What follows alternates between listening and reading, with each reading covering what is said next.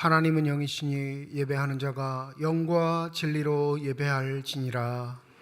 거룩하신 하나님 아버지의 부르심을 받들어 이 자리에 나와 예배드리는 주의 백성들의 예배를 기뻐 받아 주시옵소서. 진실된 마음과 정직한 영으로 삼위일체 하나님의 성호를 찬양하며 예배 드릴 때에 하나님이시여 영으로 임재하여 주셔서 주님만 줄 수 있는 평강과 기쁨이 저희 심령 가운데 가득 넘치게 하여 주시옵소서. 감사드리며 우리 주 예수 그리스도의 이름으로 기도드립니다. 아멘.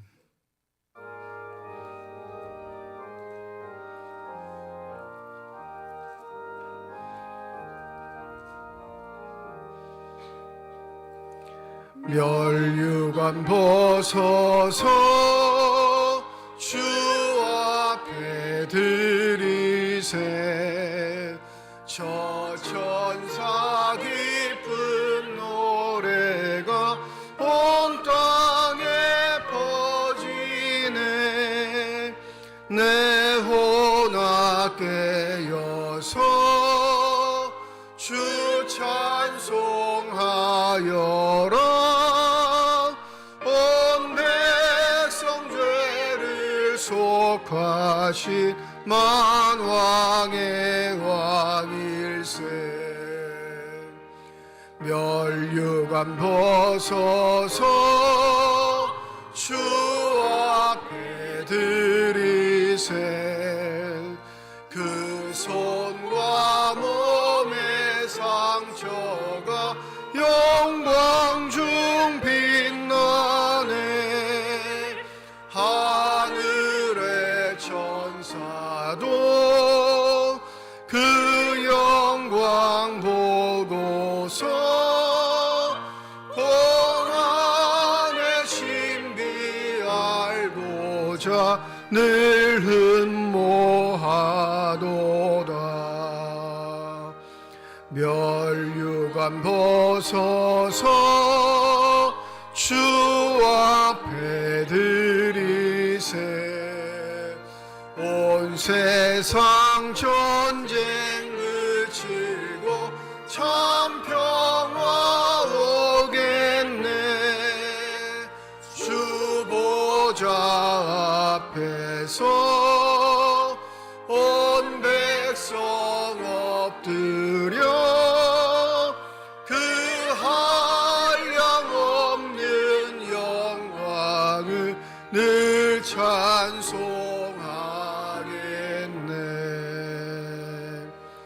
아멘.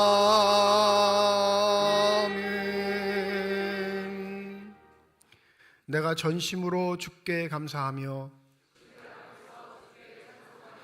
내가 주의 성전을 향하여 예배하며 주의 인자하심과 성실하심으로 말미암아 주의 이름에 감사하오리니.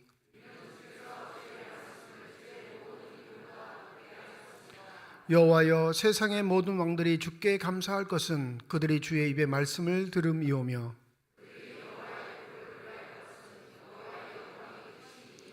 여호와께서는 높이 계셔도 낮은 자를 굽어 살피시며 멀리서도 교만한 자를 아심이니이다.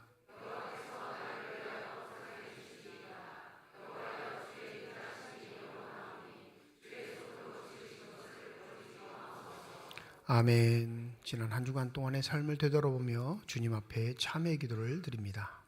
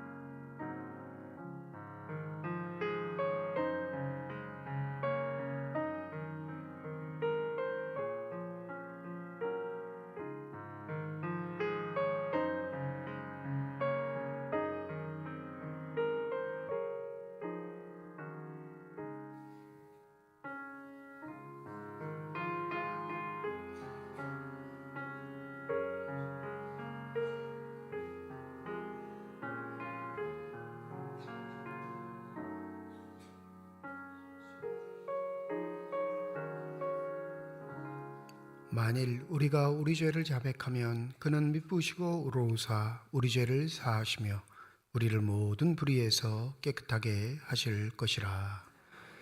나는 전능하신 아버지 하나님 전지의 창조주를 믿습니다. 나는 그의 유일하신 아들 우리 주 예수 그리스도를 믿습니다. 그는 성령으로 잉태되어 동정녀 마리아에게서 나시고 본디오 빌라도에게 고난을 받아 십자가에 못 박혀 죽으시고 장사된 지 사흘 만에 죽은 자 가운데서 다시 살아나셨으며 하늘에 오르시어 전능하신 아버지 하나님 우편에 앉아 계시다가 거기로부터 살아있는 자와 죽은 자를 심판하러 오십니다. 나는 성령을 믿으며 거룩한 공교회와 성도의 교제와 죄를 용서받는 것과 몸의 부활과 영생을 믿습니다. 아멘.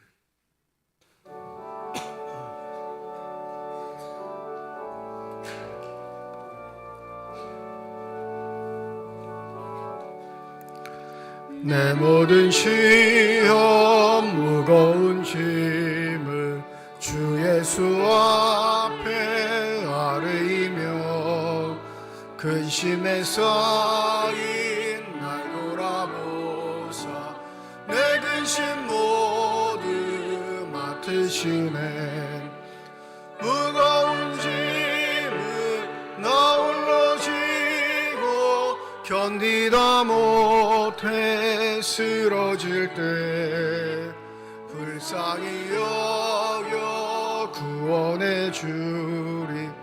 은혜의 주님 오직 예수 내 모든 괴로움 닥치는 환난 주 예수 앞에 아뢰이며 주께서 친히 날 구해주사 넓으신 사랑 베푸시네. 무거운 짐을 나 홀로 지고 견디다 못해 쓰러질 때 불쌍히 여겨 구원해 주리. 은혜의 주님 오직 예수 내 짐이 점점 무거워질 때 주 예수 앞에 아뢰이며 주께서 친히 날 구해주사 내 대신 짐을 져주시네. 무거운 짐을 나 홀로 지고 견디다 못해 쓰러질 때 불쌍히 여겨 구원해 주리. 은혜의 주님 오직 예수 마음의 시험 무서운 죄를 주 예수 앞에 아뢰이며 예수는 나의 능력이 되사 세상을 이길 힘 주시네. 무거운 짐을 나 홀로 지고 견디다 못해 쓰러질 때 불쌍히 여겨 구원해 주님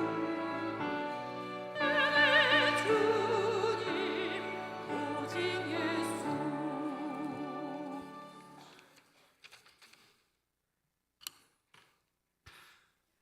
사랑과 은혜가 풍성하신 하나님 아버지, 2024년 새해를 허락하시고 주님 전에 모여 예배 드릴 수 있도록 도와주심을 감사합니다. 성령 하나님, 이 시간에 이곳에 함께 하시고 저희가 하나님의 이름에 합당한 예배를 드릴 수 있도록 도와주시고 지난날 잘못한 그것들은 주님의 사랑으로 용서하여 주시고 새해에는 지난 잘못한 것들을 고을 삶아 새롭게 거듭나기를 성령 하나님께서 인도하여 주시길 기도합니다. 마음이 청결한 자가 천국을 본다고 하셨으니 저희 마음을 먼저 정결케 하여 주시고 구원의 확신을 가지고 교만과 거짓된 행동들에서 벗어나 하나님을 두려워하는 가운데 거룩하고 온전히 이루어 하나님께 영광 돌리는 한 해가 되게 은혜 내려주시길 기도합니다. 이 나라 이 민족을 위해 기도합니다. 하루속히 복음 통일이 이루어져 북한의 각 초소마다 주님의 이름으로 교회가 세워지고 동방의 예루살렘이라 불리던 평양이 말씀과 기도와 찬송으로 회복되길 기도합니다. 이 나라 일꾼들을 선출하는 총선이 있습니다. 이로부터 이 나라의 위정자들을 주님께서 항상 그들 마음속에 살아가게 하셔서 분열이 아닌 화합의 정치, 무력이 아닌 평화의 정치가 되게 하시고 이 땅에 그리스도의 사랑이 넘치는 복된 나라가 되게 하여 주시길 기도합니다. 우리 교회를 위해 기도합니다. 성도님들이 각각 받은 은사대로 하나님이 선한 성기계 같이 서로 봉사함으로 각 기관이 부흥케 하시고 건강한 교회로 거듭나는데 귀한 손길이 될 수 있도록 도와주시고 특별히 교회 학교를 사랑하사 주의 자녀들이 예수님을 만나고 변화되어 장차 이 나라 인민족을 위하여 귀하게 쓰임받는 자녀들이 되게 하시고 헌신한 교사들이 건강을 하시고 그들의 앞길에 축복하여 주시길 기도합니다. 이곳에 교회를 세우시고 인도하신 하나님 감사합니다.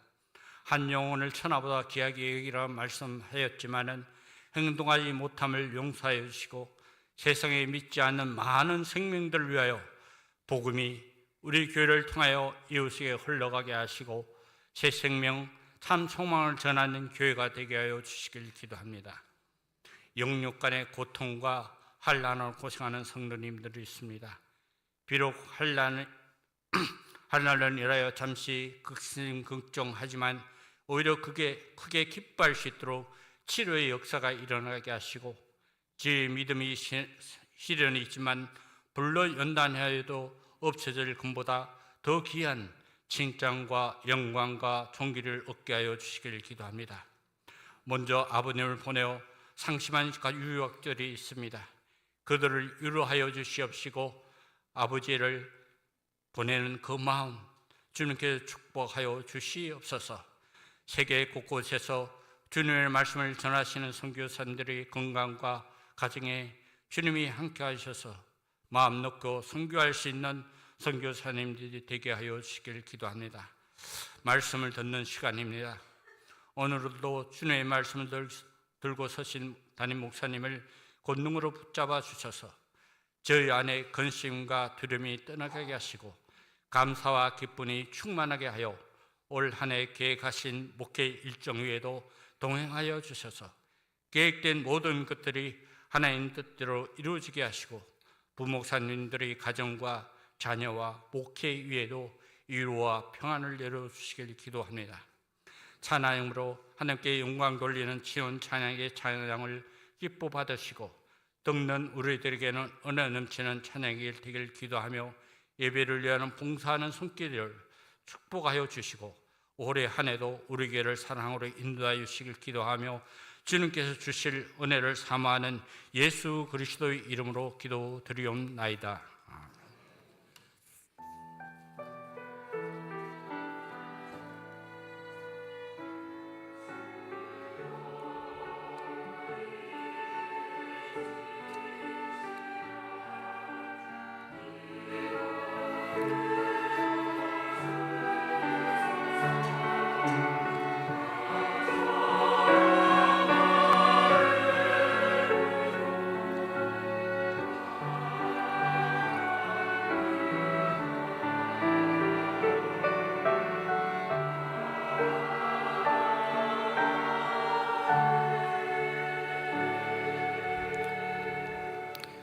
주연절 후 두 번째 주일 우리에게 주신 하나님의 말씀입니다. 구약성경 시편 139편 1절에서 6절 말씀, 신약성경 요한복음 1장 43절에서 51절까지의 말씀입니다. 다 함께 자리에 일어나 하나님의 말씀을 받겠습니다.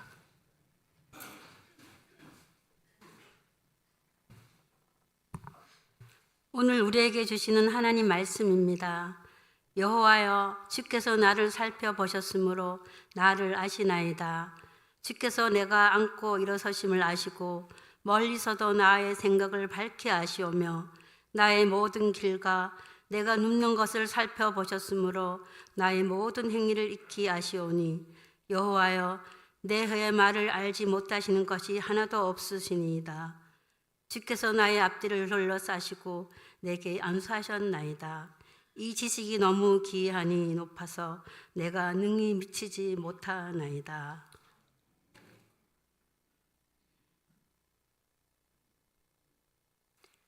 이튿날 예수께서 갈릴리로 나가려 하시다가 빌립을 만나 이르시되 나를 따르라 하시니 빌립은 안드레와 베드로와 한 동네 벳세다 사람이라. 빌립이 나다나엘을 찾아 이르되 모세가 율법에 기록하였고 여러 선지자가 기록한 그 일을 우리가 만났으니 요셉의 아들 나사렛 예수니라. 나다나엘이 이르되 나사렛에서 무슨 선한 것이 날 수 있느냐. 빌립이 이르되 와서 보라 하니라. 예수께서 나다나엘이 자기에게 오는 것을 보시고 그를 가리켜 이르시되 보라 이는 참으로 이스라엘 사람이라. 그 속에 간사한 것이 없도다. 나다나엘이 이르되 어떻게 나를 아시나이까. 예수께서 대답하여 이르시되 빌립이 너를 부르기 전에 내가 무화과 나무 아래에 있을 때에 보았노라. 나다나엘이 대답하되 랍비여 당신은 하나님의 아들이시요 당신은 이스라엘의 임금이로소이다. 예수께서 대답하여 이르시되 내가 너를 무화과 나무 아래에서 보았다 함으로 믿느냐. 이보다 더 큰 일을 보리라.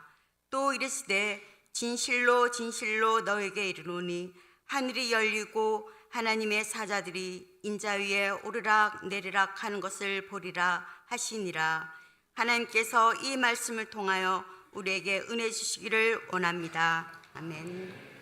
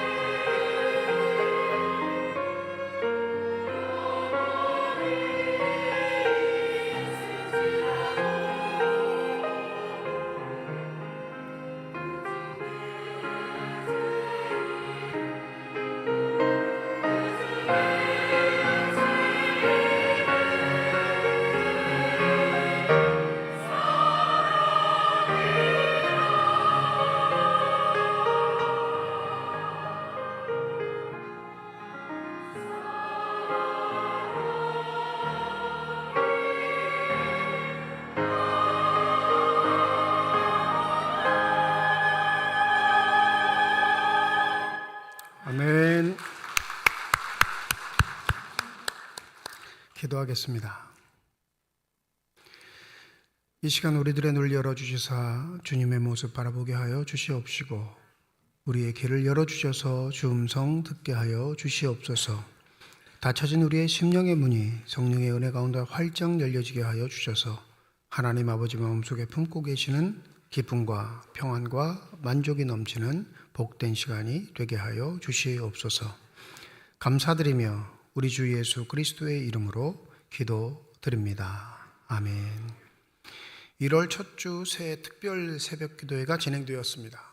첫날부터 마지막 날까지 참석했던 초등학생 몇 명이 있었는데 초등학생들에게 뭘 해주면 좋을까 그 전날 고민하게 되더라고요. 그래서 그 전날 저녁에 그냥 금요일 저녁이죠. 집사람을 통해서 그 가정에 좀 전화 좀 해라 해서 약속을 했습니다. 내일까지 다 나오면 내가 새벽에 햄버거 사줄게. 그래가지고 초등학생 4-5명하고 토요일 새벽 기도 끝난 다음에 맥도날드 아시죠? 네, 차 타고 가서 아침에 햄버거를 같이 먹었습니다. 식탁 문화를 보면 목사 앞에 앉는 사람들이 거의 없어요. 어디 식당에 들어가면 제일 먼저 회피하는 게 목사 자리죠. 저 앞에 누가 앉아야 될까 고민하다가 아무도 안 하는데 이 초등학생들은 용감해서 먼저 딱 앉습니다. 저하고 계속 얘기를 했어요. 목사님 어릴 때 꿈이 뭐였어요? 목사였어. 꿈을 이루셨네요. 이렇게 얘기해요.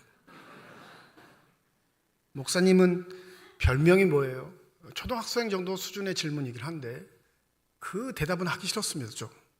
제 별명이 별로 그렇게 썩 제 마음에 들지 않거든요. 뭘 것 같아요? 네? 뭐라고 얘기했는지 못 들었어요. 제가 그냥 얘기해 드릴게요. 어릴 때 별명이 손오공이었어요. 손오공. 왜 아니라는 듯한 표정을 왜 손오공이냐 묻더라고요. 왜 손오공이었냐. 귀를 봐라, 귀. 다른 사람들 귀는 뒤에 붙어 있는데 내 귀는 앞으로 튀어나와 있어서 잘 보면 손오공하고 비슷해서 손오공이라는 별명이 있었어. 아, 그래요? 하고 얘기를 한 기억이 있습니다. 별명을 얘기하면 그 별명은 무엇인가 논리적으로 서술하는 게 아니라 이미지화돼요. 별명을 얘기하면 딱 무슨 그림이나 장면이 기억되게 되어 있습니다. 그래서 그건 별명의 효과가 있는 겁니다. 요한복음도 별명이 있어요. 어떤 별명이 있냐면 표적의 책이라는 별명이 있습니다. 표적의 책. 이때 이 표적이란 건 우리가 알고 있는 기적, 이적, 사람으로서는 할 수 없는 일에 대한 걸 표적이라고 하기도 하지만 요한복음은 도도하게 이 표적을 뭐라고 얘기하고 싶어 하냐면 가르침, 지시하다를 상징합니다. 그래서 영어로 말하면 사인이에요. 사인. 물론 요한복음 2장에 보면 첫 표적이 물로 포도주를 만드신 사건을 예수의 첫 표적이라 이렇게 공식적으로 얘기는 하지만 요한복음 1장부터 21장까지 도도하게 흐르는 이 표적은 예수가 이분이시다라는 걸 가리키는 손가락, 그 일을 한 사람들의 증언을 통해 구성되어 있음을 알 수 있습니다. 그러니 좀 쉬운 말로 하면 이 예수의 표적이 되는 자, 예수를 지시하고 가르칠 수 있는 자를 다른 말로 하면 예수의 제자라 할 수 있습니다. 근데 예수의 제자는 그냥 당연히 되는 게 아니고요. 반드시 어떠한 과정을 거쳐 예수의 제자가 되는 것을 복음서에서 살펴볼 수 있습니다. 1장은 예수의 제자가 되는 몇몇 사람들의 이야기를 등장시키는데 조금 당혹스러운 거는 우리가 알고 있는 마태, 마가, 누가복음에 기록된 예수가 직접 바닷가에 찾아가셔서 그들을 부르시는 사건이 아닌 오히려 반대로 예수를 찾아오는 사건으로 기록하고 있습니다. 좀 뭔가 갈등의 요소가 있는 것처럼 보이긴 하지만 이 갈등의 요소라기보단 늘 복음서를 읽을 때 말씀드렸죠. 우리에게 더 풍성한 은혜를 주시는 하나님의 또 다른 방법임을 믿으시면 더 큰 은혜가 있게 될 줄 믿습니다. 이 사람들에게 예수의 제자화, 이 표적을 가르칠 수 있는 자격을 갖춘 사람을 이야기하는데 이 마지막 단락 43절부터 51절에 보면 문제적 인물 나다나엘을 등장시킵니다. 우리가 잘 알고 있듯이 나다나엘은 부정적인 요소가 있는 사람, 예수를 거부했던 사람, 예수에게 그렇게 긍정적인 요소를 갖고 있지 않던 사람이라 생각하시겠지만 본문을 좀 자세히 살펴보시면 나다나엘의 고민을 우리가 알 수 있게 됩니다. 먼저는 빌립이 친구인 나다나엘을 이렇게 찾습니다. 43절이죠. 빌립을 만나 나를 따르라 했던 예수의 부르심을 받은 빌립이 이제는 자신이 자신의 친구였던 나다나엘을 찾아갑니다. 45절입니다. 우리 45절 한번 읽어보실까요? 다 읽습니다. 시작.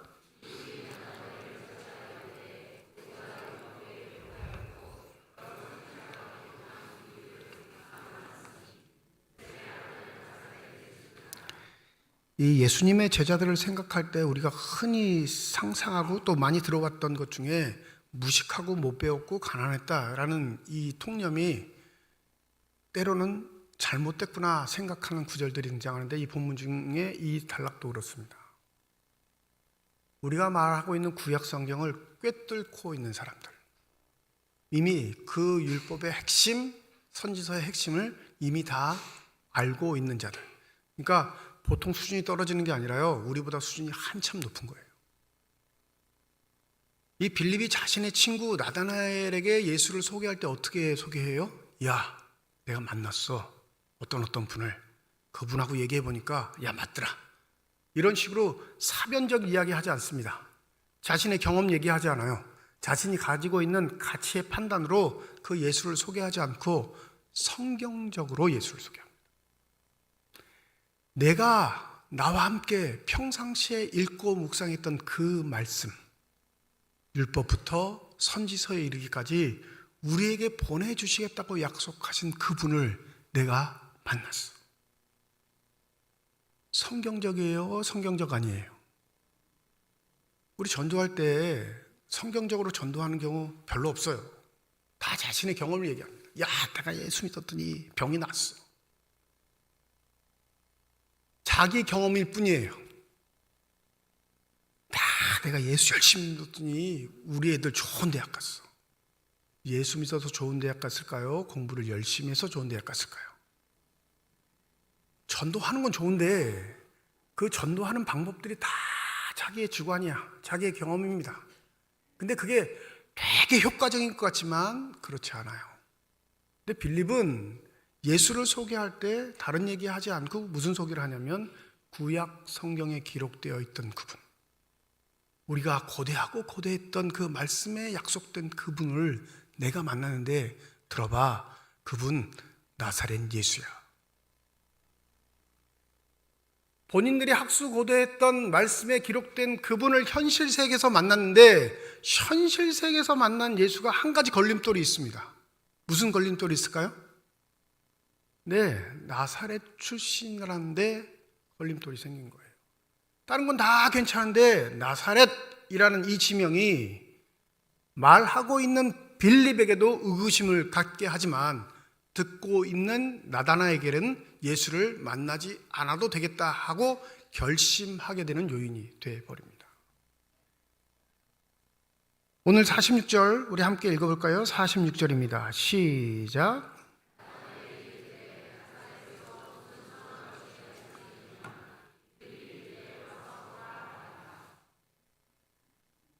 나다나엘에게는 주의 말씀이 걸림돌이 된 게 아니라 현실에서 만난 그 나사렛 예수라는 사람의 출신이 걸림돌이 됐습니다.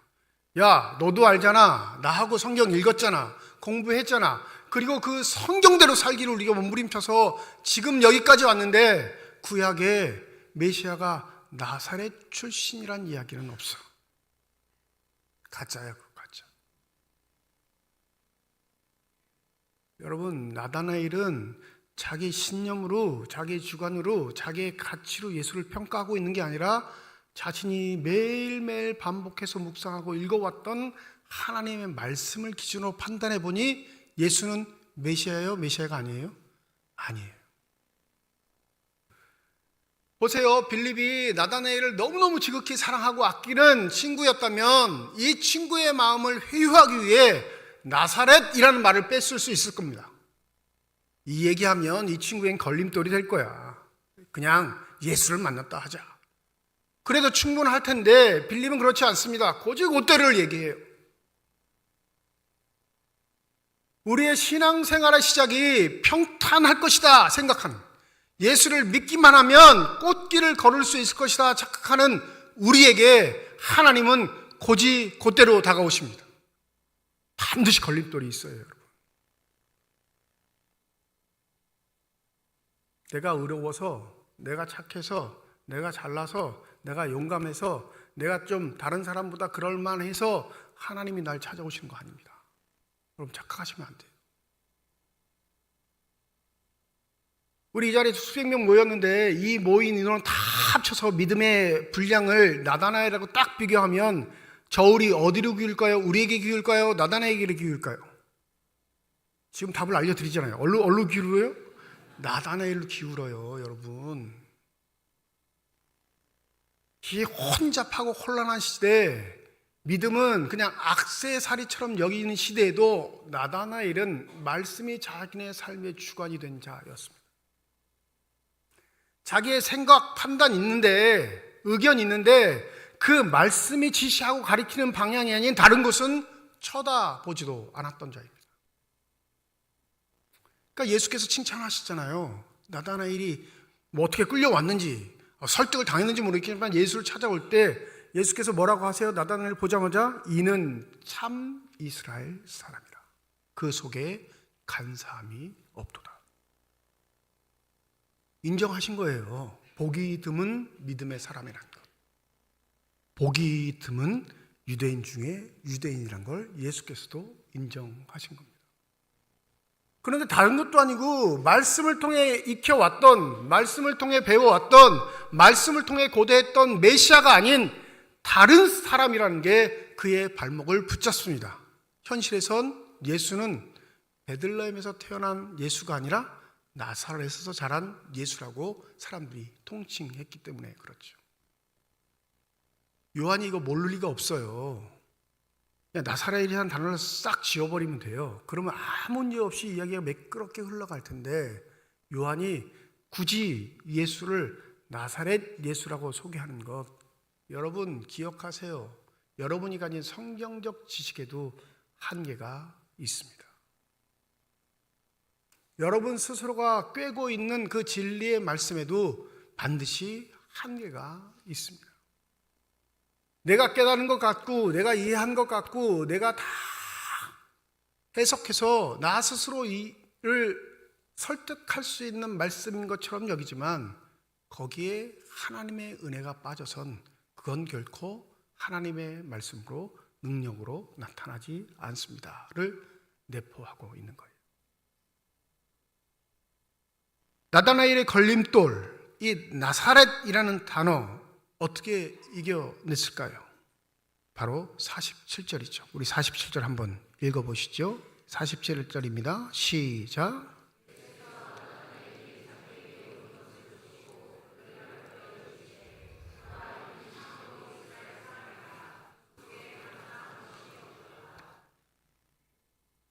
그 의구심, 마지못해 끌려온 것 같긴 한데 만나고 싶은 마음도 있지만 아닐 거야 라는 의구심을 한 번에 다 싹 내려놓은 건 예수의 인정입니다. 나 너 알아. 너가 진실된 것도 알고 정직한 것도 알고 말씀 앞에 올고지 설르고 했던 그 몸부림을 내가 알아. 너 참 이스라엘 사람이구나. 근데 나다나엘은 거기서 그냥 꼬꾸라지지는 않아요.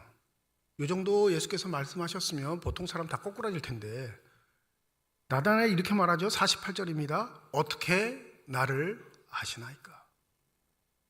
이 사람 보통 아니에요. 네. 뭐 말로 설득하거나 어떠한 방법을 써도 쉽게 자기가 갖고 있는 가치, 관념들을 내려놓을 사람이 아닙니다. 왜요? 그럼 죽는다고 생각하겠죠. 왜요? 자신은 말씀으로만 살아왔던 인생이거든요. 내가 너 알아. 예수께서 하시니까 뭐래요? 어떻게 나를 아십니까? 우리의 신앙의 본질적인 문제, 우리의 신앙의 가장 큰 걸림돌은 바로 예수와의 나와의 관계에 있어서 내가 해결받지 못하는 문제가 있기 때문임을 잊지 마시기 바랍니다. 내가 아는 내가 아닌 주님이 아는 내가 더 진실하다는 사실, 내가 갖고 오고 포장해온 내 모습이 아닌 이 포장된 모습을 넘어서 나의 본심을 꿰뚫고 있는 예수의 진정한 인정을 받을 때 내 삶의 요소에 주님만이 줄 수 있는 평강이 임한다는 사실을 잊지 마시기 바랍니다. 또 물어야 돼요. 내가 누구인지. 목사님, 우리가 그렇게 한가하지가 않아요. 근데 아시나요? 제일 중요한 문제를 외면하고 열심히 사는 건 어리석은 거예요. 어떠한 경우에도 중요한 문제는 반드시 나 스스로에게 되묻고 해결하고 가는 게 지혜로운 삶의 모습입니다. 이 리플리 증후군이라는 말이 있습니다. 이게 정신과에서는 정신과 용어 아니다, 그냥 사회학적 용어다 이렇게 말하는데, 이 한 영화에 이 리플리라는 주인공이 등장하는데 이 친구는 잘 살지 못해요. 근데 친구가 너무너무 부자야. 친구가 너무너무 부자여서 이 친구를 죽이고 자기가 부잣집 아들 행세를 합니다. 영화의 내용이 그래요. 그런데 놀라운 건 점점 가다 보면 내가 친구를 죽여서 그 자리를 뺏은 사람이 아니라 원래 내가 부잣집 아들로 태어났다고 믿게 돼요. 그래서 이 사회학적 용어 중에 자기 자신을 스스로 속이는 사람, 자기 자신을 정직하게 바라보지 못하고 자기를 속이는 사람을 이 영화에 등장한 그 주인공 이름이 리플리였거든요. 그래서 리플리 증후군이라는 말이 유행하게 됩니다. 이게 편할까요? 안 편할까요? 안 편할 것 같죠? 여러분, 우리 다 우리를 속이고 사는 게 편해요. 아닌 것 같지만 한꺼풀 벗겨보면 우리가 얼마나 우리 스스로를 보기 싫어하는지를 안다니까요. 그래서 어릴 적부터 우리를 꾸미고 가장하고 위장하는 게 익숙해요. 좋은 아빠, 좋은 엄마, 좋은 아들, 좋은 딸, 여러분 가치가 다 달라요. 그 좋은의 의미 속엔. 근데 나에 맞게 해석하고 덧붙이고 사는 거예요. 나는 내 속을 보면 더러운데, 참혹한데, 너무나 부끄러운데 사람들의 인정에 그걸 잊어버립니다. 당신은 괜찮은 사람, 멋진 사람, 그럴듯한 사람. 그러니까 내 마음의 소리는 듣지 않고 내 겉모습에 나 스스로 도취되죠. 믿음도 그럴 때가 많아요. 믿음도. 제가 몇 번 말씀드리죠. 좋은 교인으로 인정받기 쉬워요? 어려워요? 이거 몇 번 질문 드렸는데, 좋은 교인으로 인정받기 쉬울까요? 어려울까요? 쉬워요, 여러분. 예배 나오시는 거 어려우세요? 봉사하는 거 어렵나요? 헌금하는 것도 어려워요? 날마다 섬기는 것도 어렵나요? 그러면 기독교인으로 자격이 없죠. 쉬워요, 쉬워요. 옆에 사람보다 조금만 더 열심히 하면 돼요. 그런데 하나님 앞에 참 사람으로 인정받긴 쉬울까요? 어려울까요? 어렵습니다. 그건 가능하지도 않아요. 불가능해요. 그런데 내 본 모습의 믿음은 하나님 앞에 인정받을 수 없는 존재임을 망각하고 우리 서로 모습을 보고 내가 꽤 괜찮은 사람인 것처럼 착각하고 살아요. 에이, 그래도 내가 저 옆집 권사보다 낫지. 요 정도 수준이에요. 요 정도 수준. 정말로 중요한 건 내가 누구인지, 내가 어떤 존재인지, 나를 부르신 그분이 나를 왜 부르셨는지를 깨달아야 하는데, 그거에는 귀 닫고 눈 감고 그냥 내 생각대로만 신앙생활을 합니다. 근데 아시나요? 신앙에도 사춘기가 와요. 자녀들 키워보셨으니까 아니까, 아이들 사춘기가 오면 평상시에 하지 않았던 고민들을 해요. 나는 왜 태어났을까? 인간은 왜 사는가?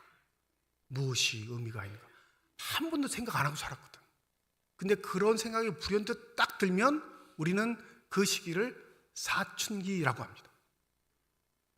신앙도 사춘기가 와요. 하나님이 나를 딱 건드시는 순간. 언제까지 날 속이고 살 것인가? 언제까지 날 위장된 믿음을 가진 자로 포장하고 살 것인가? 주님이 나를 먼저 인정하시는 시간이 온다니까요. 내가 널 알아. 내가 네 마음을 알아. 내가 내 삶의 자세를 알아. 나다나엘이 묻죠. 언제 하나님이 나와, 언제 주님이 나와 교제하신 적이 있습니까? 언제 내 삶의 어려운 자리에 찾아오셔서 나를 위로하신 적이 있습니까? 언제 내가 아프고 힘들 때 하나님 나에게 다가오셔서 나를 보듬으신 적이 있습니까? 언제 하나님 내가 고통스럽고 괴로울 때 도와달라고 할 때 다가오셔서 나를 위로하시거나 용기를 주시거나 일으켜 세워주신 적이 있습니까? 나다나엘의 대답이 그거예요. 어떻게 나를 아십니까? 내 고민이 있을 때, 신앙적 갈등이 있을 때, 이 살기 힘든 세상에서 믿음을 지키고 살아가고 있을 때, 발부둥칠 때 언제 나에게 오셔서 말 한번 걸어주신 적이 있습니까? 그런데 놀랍게 예수께서 이렇게 말씀하시죠. 48절 우리 예수께서 대답하여 이르시되, 그 부분부터 읽어볼까요? 시작. 예수께서 대답하여 이르시되 빌립이 너를 부르기 전에 내가 무화과 나무 아래에 있을 때 보았노라. 예수가 대답하죠. 네, 이 요한복음 1장 읽을 때마다 우리 이렇게 해석하는 경우가 많죠. 몇 날 전에 이 나다나엘이 무화과 나무 아래에 있었는데 예수께서 이렇게 보고 계셨구나. 이 선지자적인 능력이 계셔서 만나지 않고도 다 보셨구나. 이렇게 생각하는 경우가 일상적인데, 여긴 나다나엘이 살아왔던 구약적 배경이 탄탄히 깔린 거예요. 하나님의 아들, 우리를 구원하실 메시아가 오는 그 날을 기대하는 자들에게 전통적으로 무화과 나무는 바로 의인들이 모이는 장소였습니다. 하나님이 부르신 자들이 모이는 장소였어요. 그래서 미가 4장 4절에 보면 각 사람이 자기 포도나무 아래와 자기 무화과 나무 아래에 앉을 것이라. 스가랴 3장 10절에 보면 만군의 여호와가 말하노라, 그날에 너희가 각각 포도나무와 무화과 나무 아래로 서로 초대하리라 하셨느니라. 그러니까 이 무화과 나무의 상징성은 예수 그리스도가 메시아가 되시는 예수 그리스도가 오심을 사모하는 자들이 모이는 공간, 그 공간을 상징해요. 그러니까 나다나엘이 그 나무 아래에 있었다는 건 성전이 아닌 그 나무 아래에서 고대하는 예수 그리스도 메시아를 기다렸다는 걸 예수께서 이미 알고 계심을 선포하는 겁니다. 내가 너 알아. 그 나무 아래에 앉아있는 이유를. 그 나무 아래에서 내 믿음이 변치 않기를 기도한 것 알고 있다니까. 모르는 것 아니야. 너의 고통의 자리, 아픔의 자리에 아무도 위로해 주지 않고 동조해 주지 않고 너의 의로움을 알아주지 않는 그 자리에 나 있었어. 우리의 신앙의 힘듦이 어디에 있죠? 바로 여기에 있습니다. 나만 고통받는다고 착각하는 것, 나만 힘들다고 생각하는 것, 내 일만 하나님이 해결해 주지 않는다고 스스로 판단해서 하나님은 나 사랑하지 않아. 이 마음은 하나님이 줄까요? 사단이 줄까요? 사단이 주죠. 말은 잘해, 대답은. 그렇죠? 그런데 그런 일이 닥치면 꼭 나에게 적용할 땐 그 사단의 말을 적용하는 게 문제예요. 욥기 읽어보셨나요? 한 3분의 1이나 읽으셨을까? 저도 욥기를 읽을 때마다 몇 번은 던져요. 성경책을. 목사가 성경책을 던진다고요? 그렇게 답답하다는 거예요. 읽으면 읽을수록 이해가 되죠. 아무리 어떤 갖다 책을 읽어도 그렇게 속 시원하게 해결해 주지 않아요. 그냥 그럴듯하게 묘사했을 뿐이다. 그렇게 추측할 뿐이죠. 근데 42장은 통쾌한 게 뭐냐면 욥이 하나님 앞에 무릎을 꿇습니다. 우리가 잘 알고 있는 욥기 42장 5절 너무 잘 아실 거예요. 내가 주께 대하여 귀로만 듣기만 하였사오나 이제는 눈으로 주를 배움나이다. 여긴 다 아멘 하는데 그 다음 구절이 더 중요해요. 원래는 그 다음 구절, 욥기 42장 6절.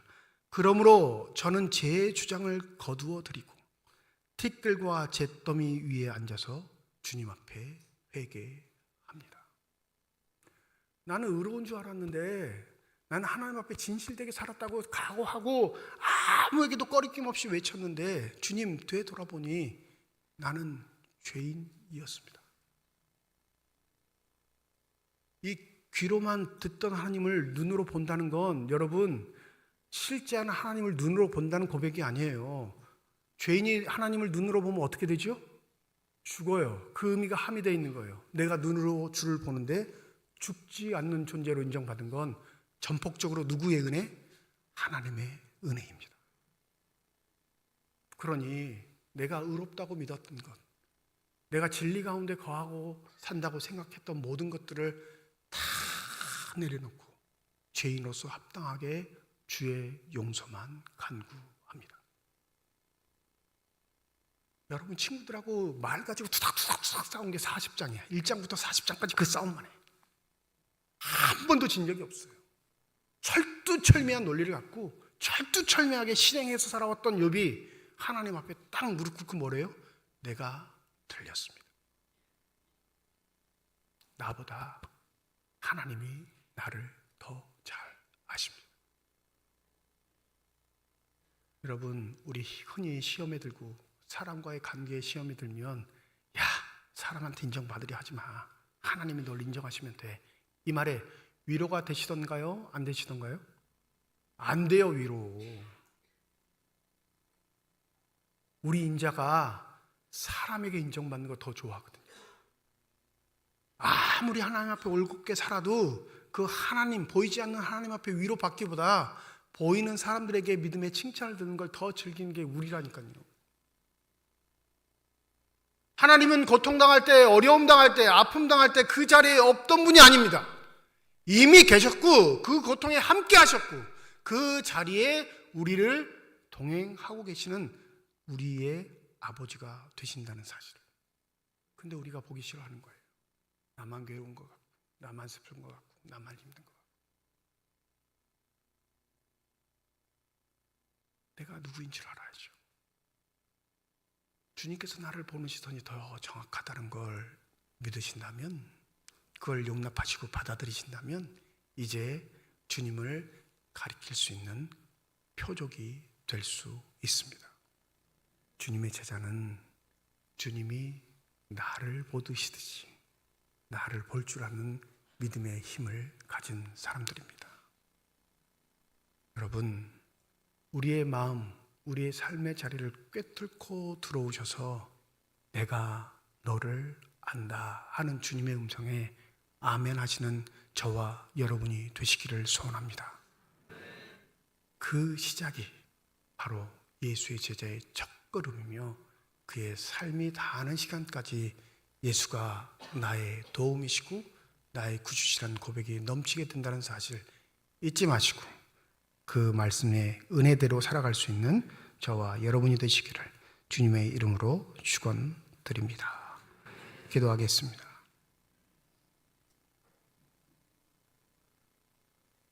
주님이 나를 아실까요? 주님이 정말 내 형편을 아시겠습니까? 읊조리듯 하는 이 기도가 바로 믿음의 출발절입니다. 내가 너를 안다 라는 음성은 간혹 우리의 귀에 들리지 않더라도 내가 머물고 있는 이곳, 이 자리, 그 고통과 아픔의 자리에 주님은 함께 하신다 약속하셨습니다. 우리에게 필요한 건 사람의 응원과 지지가 아니라 나를 아신다고 하시는 주의 음성임을 믿습니다. 주님, 이 자리에 앉은 주님의 거룩한 자녀들 한 사람 한 사람을 기억하여 주시옵시고 내가 너를 안다 하시는 소망과 위로의 말씀으로 함께 하여 주시옵소서.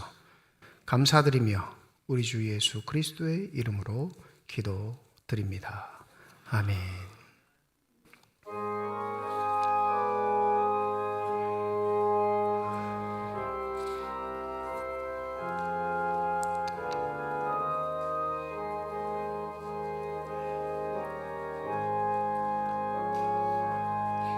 주여 지난 밤에 꿈에 되었으니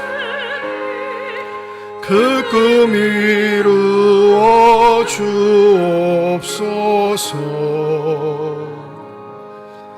밤과 침의 계시로 보여주사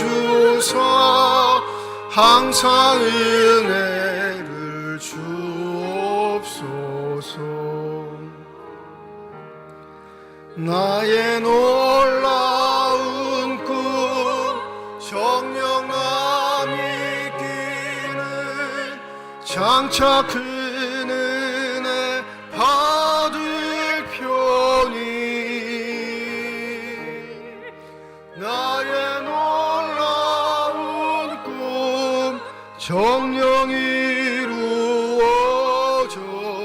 주님 얼굴을 배우리라. 세상 풍조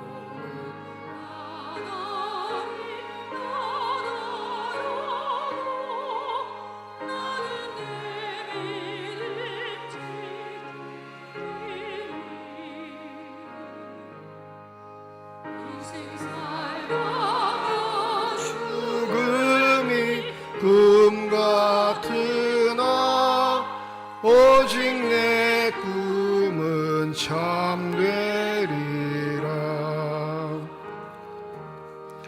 나의 놀라운 꿈 정녕 남이 있기는 장차 그 은혜 받을 편이 나의 놀라운 꿈 정녕 이루어져 주님 얼굴을 배우리라. 김평윤 남집사님 가정에서, 조수동 집사님 가정에서, 홍준희 집사님 가정에서 무명으로 건축 헌금 드리셨습니다. 하나님 아버지의 은혜와 사랑을 진심으로 감사드립니다. 거룩한 주일 맞이하여 주의 전에 나올 수 있게 하여 주시옵시고, 나올 때 빈손으로 나오지 아니하고 주 앞에 드릴 수 있는 예물 있게 하심을 감사드립니다. 이 예물 쓰여지는 곳 하나님의 사랑이 널리 증거되게 하여 주시옵시고, 하나님의 이름으로 심겨지게 될 때 아름답고 복된 열매들이 30배, 60배, 100배에 맺혀지게 하여 주셔서 여전히 살아계셔서 우리와 함께 일하시는 하나님의 권능만이 나타나는 아름답고 복된 예물이 되게 하여 주시옵소서. 예물을 드릴 때 기도의 제목을 담아 드리는 손길과 과정 주께서 하십니다. 우리의 기도에 응답하시겠다 약속하신 하나님, 우리와 늘 함께 하겠다 약속하신 예수님, 우리의 삶의 자리에 찾아와 우리와 함께 하여 주시옵소서. 때때로 만나는 사건과 사고 때문에 우리의 믿음의 자리들이 흔들릴 때가 있습니다.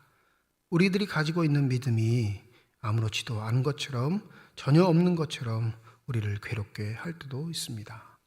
그럴 때라도 우리를 사랑하여 주셔서 그 사랑의 손길을 내밀어 주시옵시고, 절망과 좌절에 얽매이지 않게 하여 주실 뿐만 아니라 믿음의 눈을 들어 다시금 주와 동행할 수 있는 용기와 결단과 믿음을 허락하여 주시옵소서. 그리하여 주님 다시 만나는 그날 잘했다 칭찬 들을 수 있는 주님의 선한 자녀들 되게 하여 주시옵시고, 함께 걷는 믿음의 길에 동역자들을 위로하고 섬기며 사랑하며 살아갈 수 있는 귀한 사람들이 되게 하여 주시옵소서. 시온왕상불 시온찬양대를 비롯한 예배위원들과 우리 교회학교 교사를 비롯한 모든 재직회 부서들을 축복하여 주셔서 늘 주님 앞에 인정받는 사람들, 칭찬 듣는 사람들로 자라가게 하여 주시옵시며, 성령의 충만함 더하여 주셔서 한결같이 귀한 일들 감당할 수 있는 주님의 자녀들이 되게 하여 주시옵소서. 병상에 누워있는 환우들, 또 그 환우들을 돌보는 가족들을 주께서 하십니다. 주님, 능력의 손길로 환부에 안수하여 주셔서 저들의 질병과 고통과 아픔이 깨끗이 치유받게 하여 주시옵시고, 새해는 더욱더 강건하게 주를 아름답게 예배하며 살아갈 수 있는 복된 은혜들이 있게 하여 주시옵소서. 지난주 두 가족을 하늘나라로 보내며 하나님의 위로와 소망을 간구합니다. 두 눈의 눈물을 닦아 주시옵시고, 마음속에 평강의 복을 더하여 주실 뿐만 아니라 하늘을 소망하며 살아갈 수 있는 귀한 유가족들이 될 수 있도록 성령의 은혜로 함께 하여 주시옵소서. 감사드리며 우리 주 예수 그리스도의 이름으로 기도드립니다. 아멘. 우리 함께 인사하겠습니다. 하나님의 축복이 여러분과 함께. 네, 감사합니다. 옆에 분과 인사하시죠. 하나님의 축복이 옆에 계신 분과 함께. 네, 반갑게 인사하셨으니까 우리 반가운 얼굴 좀 소개하고 인사하도록 하겠습니다. 우리 이동식 선교사님하고 가족들이 오늘 예배에 참석하셨습니다. 귀국하셔서 우리 교회 예배에 참석하시겠다 하셔가지고 어제 도착하시고 하루 주무신 다음에 예배 참석하셨는데 잠시 좀 일어날까요? 선교사님하고 사모님하고 자녀들, 딸이 3명이 있는 거 아시죠? 네, 이렇게 5명입니다. 우리 인사할 때 우리 축복의 박수 하도록 하겠습니다. 감사합니다. 네, 자리에 앉아주시고, 다음 주일 예배는 1부, 2부 예배로 드리고요. 오후 찬양 예배가 있습니다. 오후 찬양 예배는 여전도회 연합회 헌신 예배로 드립니다. 우리 여전도회원 소속된 분들 많이 참석해 주시고 정성껏 예배 준비해 주시면 감사하겠습니다. 더불어 다음 주일은 교회 창립 76주년이 되는 주일입니다. 그래서 76주년 기념 감사 주일로 지키고요. 또 예배 중에 우리 항존직 은퇴 예식이 있습니다. 김현희 권사님이 권사로 은퇴하시고요. 혁동권사 2분이 같이 은퇴식에 참여하십니다. 이걸 언젠가 한번 설명을 드렸어야 되는데 질문들이 많으시니까, 원래 총회 법에 제정된 은퇴는 항존직만 해당돼요. 항존직이 아닌 사람들은 은퇴식 자체가 없습니다. 근데 여러분들이 자꾸 착각하셔가지고 왜 협동하고 자꾸 나누냐 이렇게 막 질문하시는 분이 계신데, 법에는 협동 권사 자체 은퇴가 없어요. 원래는 교회 예식에서 협동이라고 붙인 분들은 예식에 참석할 수 없는데, 우리는 협동 권사님들 너무 적극적으로 권사회 활동도 하시고 참여도 하시고 하시니까 교회가 예우 차원에서 은퇴식을 같이 해드리는 겁니다. 그러니까 이건 우리가 정하는 게 아니고요. 법이 그렇게 정해져 있어요. 총회법이. 그럼 목사님, 법을 지키지 말고 우리대로 하면 되잖아요. 그러면 불법을 행하는 교회가 돼요.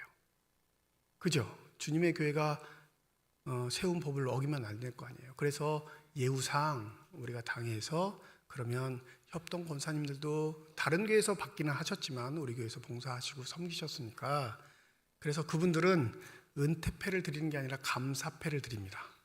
은퇴패를 드릴 수가 없거든요. 그래서 예식에 같이 참여해서 격려하고 또 축하하는 시간을 갖습니다.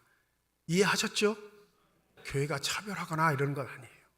그게 다 절차와 형식이 있기 때문에, 행정이 그렇게 되어 있기 때문에 어쩔 수 없이 그렇게 하는 거니까, 우리 교회는 사랑이 없다는 둥, 우리 교회는 이상한다는 둥, 그렇게 말씀하시면 안 돼요. 그래서 다음 주에 예배 시간에 우리 권사로는 김현희 권사님, 그리고 협동 권사님들은 2분은 감사패를 받는 그런 은퇴 예식이 있다는 거 기억하시고 또 기도로 준비해 주시면 감사하겠습니다. 정기당회가 다음 주일 오후 찬양 예배 후에 1층 회의실에서 모입니다. 공동의회 소집 공고합니다. 2월 11일 주일 2부 예배 후에 본당에서 공동의회를 소집하는데 안건은 장로 5인 선거에 관한 것입니다. 총회 헌법에는 한 주 전에 광고하면 된다 이렇게 나와 있어요. 근데 우리 교회는 내규로 한 달 전에 하는 건, 한 달 동안 뭐 하라는 걸까요? 이 말은 참 잘 하시는데 대답은, 우리 교회 전통으로 삼으려고 그러는 거예요. 이렇게 직원 선거, 항존직 선거를 위한 게시, 공고가 되면 이제 우리가 기도해야 하는구나, 이걸 알려드리는 겁니다. 그러니까 너 누구 뽑을래? 너 누구 볼 거야? 이런 거 묻지 마시고 기도하십니다. 그래서 미리 알려드린 거예요. 한 달 전부터 기도하시고, 대상자가 되시는 분도 기도하실 뿐만 아니라 투표하시는 분도 기도로 준비하는 시간을 가지시도록 먼저 공고하고, 이제 다음 주부터는 무슨 공고가 나갈 거냐면 선거인 명부 확인하라고 말씀드릴 거예요. 선거인 명부가 다 제작됩니다. 투표할 수 있는 자격들이 있어요. 아무나 투표할 수 있는 게 아니라 등록교인, 세례교인 18세 이상 선거인 명부에 자신의 이름이 등재된 사람만 투표를 할 수 있으니까, 선거인 명부 확인하세요 광고 나가면 내 이름이 있는지 없는지 확인하시고, 만약에 빠졌다면 누락됐다고 사무실로 말씀해 주셔야 선거 당일날 투표하실 수 있습니다. 교회 광고 잘 들으시고 그렇게 절차대로 잘 진행될 수 있도록 협력해 주시면 되겠습니다. 2024년 달력과 말씀카드 못 받으신 분들 사무실에서 받으시면 되겠습니다. 이번 주 목요일 12시 교회 식당에서 우리 지역 어르신 남양동 경로식당 진행합니다. 안내, 서빙, 설거지, 자원봉사자로 섬겨주시는데 참석하지 못하셨던 분들도 나오셔서 좀 섬겨주시면 감사하겠습니다. 강원동 여전도의 지회 실행위원단 세미나가 18일 목요일부터 19일 1박 2일 동안 서울에 있는 여전도 회관에서 있습니다. 우리 교회도 참석하시는지 아는데 잘 다녀오실 수 있도록 여러분 기도해 주시면 감사하겠습니다. 지난주 상당하신 가정이 있는데 그 윤봉준 집사님, 홍수자 집사님 부군되시고요. 그 문천석 집사님, 김현주 권사님 부군되십니다. 지난주 별세하셔서 두 가정 장례를 모두 마쳤습니다. 오늘 홍수자 집사님 오셨나요? 윤정일 집사님은 일부 때 인사하셨는데 아들 되시는 우리 김현주 권사님 가족 좀 일어나시죠. 일어나셔서 오늘 유가족들 다 예배에 참석하셨습니다. 나가실 때 위로해 주시고 격려해 주시면 감사하겠습니다. 네, 자리에 앉으시면 되겠습니다. 또 그 전주에 상당하셨던 김경숙 집사님 가정에서 모친상 조문 의료에 감사해서 오늘 떡을 준비해 주셨습니다. 나가실 때 떡 받으시면 되겠고 우리 홍도희 집사님하고 김경숙 집사님 어디 계시죠? 네, 저 3층에 계시죠. 잠깐 일어나시죠. 네. 두 분 주일날 상이 맞춰져서 인사를 못 드렸는데 이 두 분도 그 정도 위로해 주시면 감사하겠습니다. 네, 자리에 앉아주시고요. 주보에 광고는 실지 못했는데 성경 겉표지, 이 겉표지 신청하신 분들 중에 좀 죄송스러운 말씀을 드려야겠는데 단가가 올랐답니다. 네. 매년 15,000원 했는데 올해는 2만 원밖에 안 된다고 이렇게 요청이 와서 맡기신 분들은 찾으실 때 꼭 5,000원 더 가지고 오셔야 돼요. 네, 2만 원인 것 알려드리고 죄송스럽다는 말씀 드리는데 이게 좀 대화가 잘 되지 않았던 것 같아요. 그래서 인상됐다는 걸 알려드리고 여러분 찾으실 때 5,000원 더 주시면 되겠습니다. 이제 다 함께 자리에 일어나셔서 결단 찬양 드리겠습니다.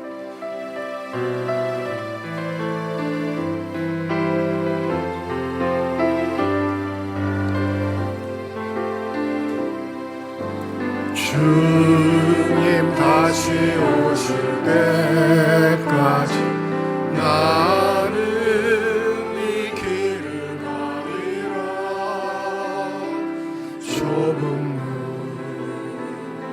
좁은 길 나의 십자가 지고 나의 가는 이 길 끝에서 나는 주님을 보리라. 영광의 내 주님 나를 맞아주시. 주님 다시 오실 때까지 나는 일어나 달려가리라. 주의 영광 온 땅 덮을 때 나는 일어나 노래하리.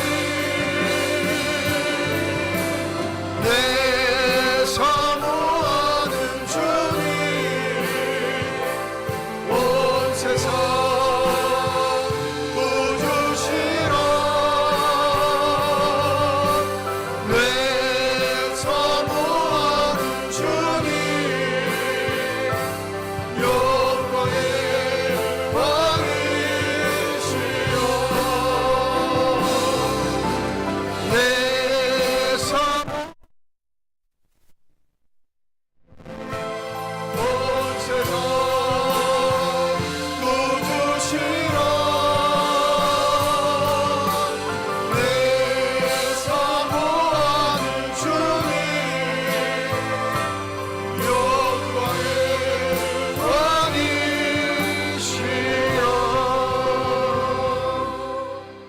이제는 우리 주 예수 그리스도의 은혜와 하나님의 사랑과 성령의 교통하시고 내주하시고 역사하시고 충만하심이 하나님의 새로운 인도하심을 위해 기도하는 우리 이동식 선교사님 가정 위에와 남편을 아버지를 하늘나라로 보내며 하나님의 위로와 소망을 간구하는 우리 김현주 권사님 유족들 머리 위에와 주의 말씀을 마음에 새기고 삶의 자리로 돌아가 당당한 주님의 자녀들로 살아가기를 소원하는 주님의 거룩한 자녀들, 이들의 가정과 일터와 앞길 위에 이제로부터 영원토록 함께 하시기를 간절히 축원하옵나이다. 아멘.